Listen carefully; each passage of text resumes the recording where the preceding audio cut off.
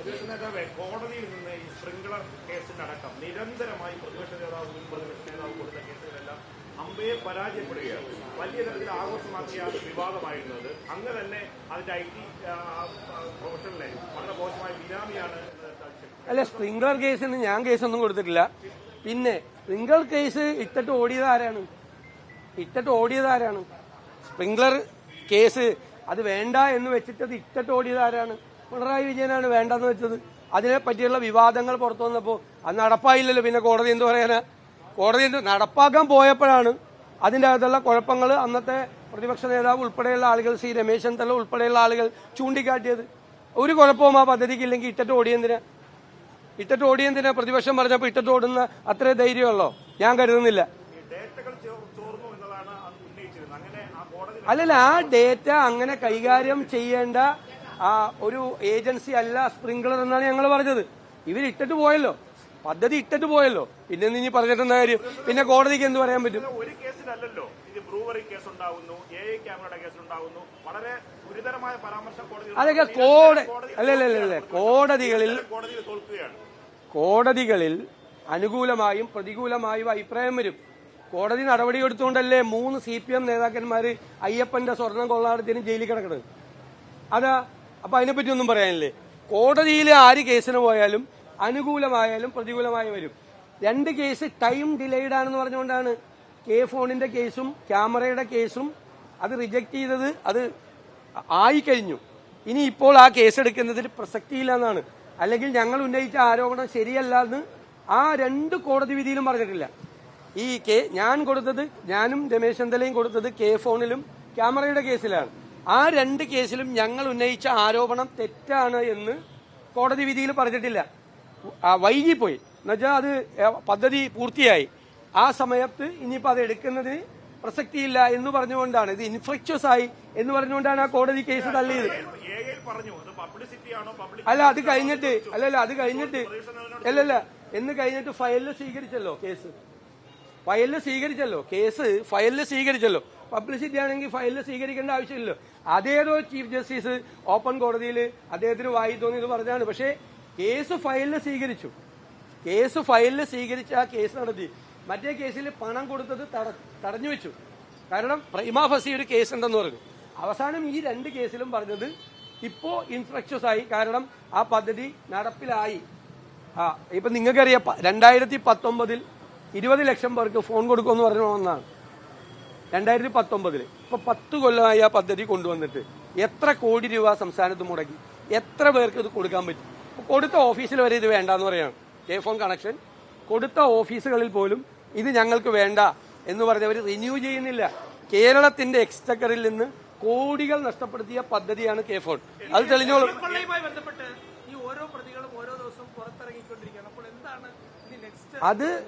അത് കോടതി തന്നെ പറഞ്ഞല്ലോ. ഞങ്ങൾ പറഞ്ഞ കാര്യം മുഖ്യമന്ത്രിയുടെ ഓഫീസിന്റെ സമ്മർദ്ദം കൊണ്ടാണ്. ജാമ്യം കോടതി കൊടുക്കുന്നില്ല, ഹൈക്കോടതി കൊടുക്കുന്നില്ല, സുപ്രീം കോടതി കൊടുക്കുന്നില്ല.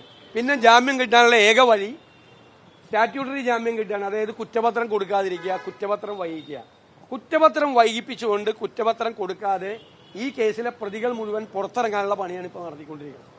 അത് SIT മുഖ്യമന്ത്രിയുടെ ഓഫീസിന്റെ സമ്മർദ്ദത്തിന് വഴങ്ങരുത് എന്നാണ് ഞങ്ങളുടെ അഭിപ്രായം.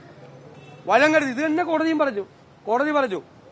അതായത് സ്റ്റാറ്റ്യൂട്ടറി ജാമ്യം കിട്ടും, 90 ദിവസത്തിനുള്ളിൽ കുറ്റപത്രം സമർപ്പിച്ചില്ലെങ്കിൽ ആ ജാമ്യം കിട്ടാനുള്ള അന്തരീക്ഷം SIT ഉണ്ടാക്കി കൊടുക്കരുത് എന്ന് കോടതി പറഞ്ഞത് ഞങ്ങളും പറയാണ്. അങ്ങനെ ഉണ്ടാക്കി കൊടുക്കരുത്. എല്ലാവരും പുറത്തിറങ്ങിയാൽ ഈ അയ്യപ്പന്റെ ദ്വാരപാലക ശില്പം ഏത് കോടീശ്വരനാണ് കൊടുത്തിരിക്കുന്നതിന്റെ തെളിവുകളൊക്കെ ഇവർ പുറത്തു വന്നാൽ നശിപ്പിക്കും. എല്ലാം അടിച്ചു മാറ്റിയതാണ്. കോടതി വളരെ കൃത്യമായി പറഞ്ഞിട്ടുണ്ട്. ഒരു പ്രാവശ്യം അടിച്ചു മാറ്റിയിട്ട് രണ്ടാമത് ആരും അറിഞ്ഞില്ല എന്ന് കണ്ടപ്പോൾ വീണ്ടും അടിച്ചു മാറ്റാൻ ഒരു ഫേക്ക് അർജൻസി ഉണ്ടാക്കി. ഈ വാസവൻ മന്ത്രിയായിരിക്കുമ്പോൾ, പ്രശാന്ത് പ്രസിഡന്റ് ആയിരിക്കുമ്പോൾ ഒരു ശ്രമം കൂടി നടത്തി. ഒരു പ്രാവശ്യം കട്ടിട്ട് വീണ്ടും കക്കാനുള്ള ഒരു ശ്രമം കൂടി നടത്തി ഫേക്ക് അർജൻസി ഉണ്ടാക്കിയെന്ന് കോടതി പറഞ്ഞിരിക്കുക. ആ കോടതി വിധിയൊക്കെ ഒന്ന് ശ്രദ്ധിക്കണം. അതൊക്കെ വളരെ പ്രധാനപ്പെട്ട. അതില് ഏത് തരത്തിലുള്ള ഒരു ഹറാസ്മെന്റ് ആണ് അദ്ദേഹത്തിന് ഉണ്ടായത് എന്ന് വ്യക്തമല്ല. കാരണം ഒരു ഇൻകം ടാക്സ് റെയ്ഡ് സാധാരണ നടക്കുന്ന ഒരിതാണ്. ഒരാൾ ആത്മഹത്യ ചെയ്യുന്ന സ്ഥിതിയിലേക്ക് ഒരു വ്യവസായി അത് പോയിട്ടുണ്ടെങ്കിൽ അതിനെക്കുറിച്ച് ഗൗരവതരമായ അന്വേഷണം നടത്തണം. അദ്ദേഹത്തിന്റെ മരണത്തിന് പിന്നിലുള്ള കാര്യത്തെക്കുറിച്ച് ഒരു പ്രധാനപ്പെട്ട ഏജൻസി ഗൗരവതരമായി അന്വേഷിക്കണം എന്നാണ് എനിക്ക് തോന്നുന്നത്. ഒരു ദുരൂഹത കാണുന്നുണ്ട് ആ മരണത്തിൽ. അദ്ദേഹത്തെ പോലെ ഒരാൾ ഒരു ഇൻകം ടാക്സ് റെയ്ഡ് നടന്നു എന്നതിന്റെ പേരിൽ ആത്മഹത്യ ചെയ്യേണ്ട കാര്യമില്ല. ഒരു ദുരൂഹത അതിന്റെ പുറകിലുണ്ട്. അത് അന്വേഷിച്ച് അതിന്റെ സത്യം പുറത്തു വരണം. സ്പ്രിംഗ്ലറിൽ നിയമമന്ത്രി കഴിഞ്ഞ ദിവസം ആവശ്യപ്പെട്ടത് അങ്ങ് മാപ്പ് പറയണം. അതായത് ഒരു ഇൻവെസ്റ്റർ ഇവിടെ നിന്ന് പോയി, ഒരു നിക്ഷേപകനാണ് ഇവിടെ നിന്ന് പറഞ്ഞയച്ചത്. അതുകൊണ്ട് അങ്ങ് അന്ന് നടത്തിയ ആരോപണങ്ങൾ തെറ്റായെന്ന് തെളിഞ്ഞു കോടതിയിൽ. അതുകൊണ്ട് മാപ്പ് പറയണം ഒരു സംഭവത്തോടെന്നാണ് കഴിഞ്ഞ ദിവസം പി രാജീവ് ആവശ്യപ്പെട്ടത്. പി രാജീവ് എന്തെല്ലാം പറയുന്നു. പി രാജീവ് ഇപ്പോ മുഖ്യമന്ത്രി അവിടെ ഇരുന്നുകൊണ്ട് പറയുന്നു, ഗെയിൽ പദ്ധതി ഞങ്ങൾ പൂർത്തിയാക്കി. ഇല്ലേ, പറയാറില്ലേ, അഭിമാനത്തോടുകൂടി ഞങ്ങൾ പൂർത്തിയാക്കിയെന്ന്. ഉമ്മൻചാണ്ടിയുടെ കാലത്ത് ഗെയിൽ പദ്ധതി നടപ്പാക്കുമ്പോൾ ഇത് ഭൂമിക്കടിയിൽ ഒളിപ്പിച്ചു വെച്ച ബോംബാണ്, ഈ പദ്ധതി നടപ്പാക്കരുത് എന്ന് പറഞ്ഞ് സമരം നടത്തിയ പി രാജീവിന്റെ ഫോട്ടോയും അദ്ദേഹത്തിന്റെ പ്രസംഗം ഞാൻ കേൾപ്പിച്ചത്. അദ്ദേഹം അതിനൊക്കെ ഞാൻ മറുപടി പറഞ്ഞില്ല.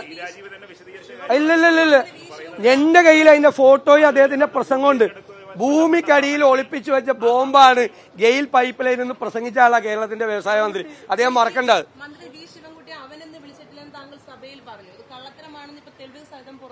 ഇല്ല, അതില് അങ്ങനെ തന്നെയാണ്. ഇവരൊക്കെ എന്നാണ് ഞാൻ പറഞ്ഞത്. ഇവരൊക്കെ എന്നാണ് നിങ്ങൾ മാറ്റിക്കേണ്ടത്. ഞാൻ പറഞ്ഞല്ലോ, അദ്ദേഹവുമായിട്ട് ഒരു തർക്കത്തിനും ഒരു സംവാദത്തിനും ഞാനില്ല. ഞാൻ പറയട്ടെ, ഒരു വെല്ലുവിളിക്ക് ഞാൻ അദ്ദേഹത്തെ പോലുള്ള വലിയ ഒരു മഹാനായ ഒരാളുടെ വെല്ലുവിളിച്ചാൽ ആ വെല്ലുവിളി സ്വീകരിക്കാൻ പ്രാപ്തിയുള്ള ഒരാളല്ല ഞാൻ. എനിക്കത് താങ്ങില്ല. അദ്ദേഹം പറ്റില്ല എനിക്ക്. അദ്ദേഹം വളരെ വലിയ ഒരാളാണ്. അദ്ദേഹം സംസ്കാര സമ്പന്നനായ ഭയങ്കര നിലവാരമുള്ള ഒരാളാണ്. എനിക്കതെല്ലാം കുറവാണെന്ന് പറഞ്ഞത്. ഇനിയിപ്പോ അദ്ദേഹത്തിന് വന്നിട്ട് ഞാൻ പറഞ്ഞത് തെറ്റാണെന്ന് പറയാൻ പറ്റില്ല. ഞാൻ അദ്ദേഹത്തിന് എന്നേക്കാൾ നിലവാരവും എന്നേക്കാൾ സംസ്കാരവും കൂടുതലുള്ള വളരെ മഹാനായ ഒരാളാണ്. അദ്ദേഹത്തിനെ പോലെ ഒരാൾ വന്ന് വെല്ലുവിളിച്ചാൽ നിങ്ങൾ അതിന്റെ യുക്തിയെക്കുറിച്ചൊന്ന് ആദ്യം ആലോചിക്കും. വെല്ലുവിളിച്ചാൽ അത് സ്വീകരിക്കാനുള്ള ആരോഗ്യം എനിക്കില്ല. ഞാൻ അതൊക്കെ ഞാൻ അദ്ദേഹത്തുമായിട്ടൊന്ന് ഏറ്റുമുട്ടാൻ ഞാനില്ല. അദ്ദേഹം ആഗ്രഹിക്കുന്നുണ്ട്, ഞാനില്ല. എന്ത് വേണേലും പറഞ്ഞോട്ടെ. അതൊക്കെ എവിടെന്ന് ഇല്ല പറയില്ല. അതിന് മറുപടി ഇല്ലെന്ന്. അതൊക്കെ കേരളത്തിലെ ജനങ്ങൾക്കറിയാം, ആളുകൾക്ക്. ഇത് എല്ലാവരും ആളുകൾ ഇതൊക്കെ നോക്കി കാണുകയാണ്. 25 കൊല്ലം പറവൂർ MLA ആയിട്ടിരിക്കുന്ന എന്നെ നിയമത്തേക്ക് വന്ന് മത്സരിക്കാമോ എന്ന് വെല്ലുവിളിക്കുക. അത് ഞാൻ അതിന് മറുപടി പറയാ. അത് കുറേ ദിവസം ആഘോഷിക്കുക. അപ്പോൾ കേരളത്തിന്റെ രാഷ്ട്രീയ മണ്ഡലത്തിൽ ചർച്ച ചെയ്യപ്പെടേണ്ട കുറെ വിഷയം ചർച്ച ചെയ്യപ്പെടാതെ പോകും. ഇത് അദ്ദേഹത്തിന്റെ ബുദ്ധിയാണെന്ന് ഞാൻ കരുതുന്നില്ല. AKG സെന്ററിലും അദ്ദേഹത്തിന്റെ വീട്ടിലും ഇരുന്ന് എനിക്കെതിരായി ദുഷ്പ്രചരണം നടത്തുന്ന ചില CPM നേതാക്കന്മാരുടെ ബുദ്ധി, അതിലൊന്നും ഞാൻ വീഴൂല.